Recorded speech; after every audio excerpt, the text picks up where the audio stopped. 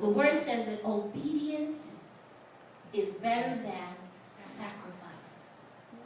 I will say to you that you can find people sacrificing, but there's no obedience. But you'll never find obedience where there's not a sacrifice.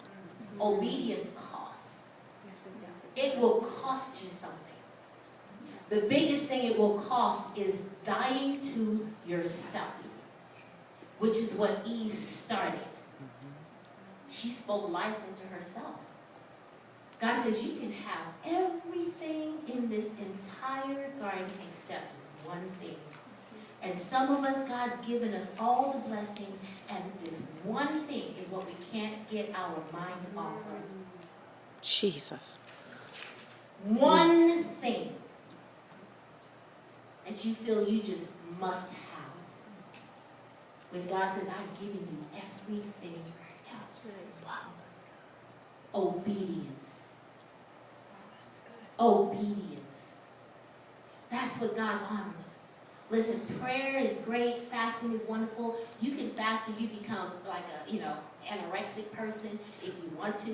I mean, and you can pray until your tongue falls out if you want to. But what I'm saying to you is God honors obedience.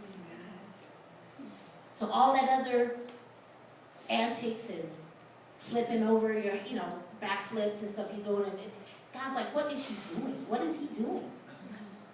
All I said is do this thing. That's all I'm waiting for you to do. And you're waiting for me to give you the next thing, or did you finish the last thing I told you to do? That's right. Obedience, greater than sacrifice. But it will cost you something. It will cost you friends. Yes. It will cost you family members. Yeah. Yes. Amen? Amen.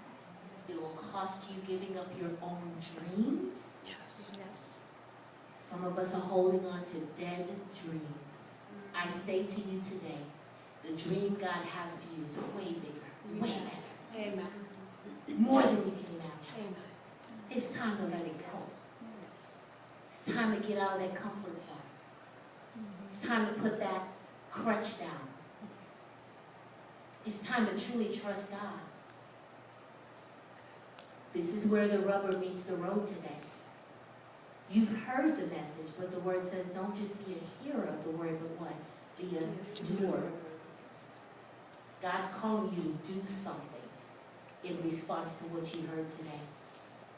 My prayer is that he's given you the grace and that you will receive it, that you will walk in that grace today.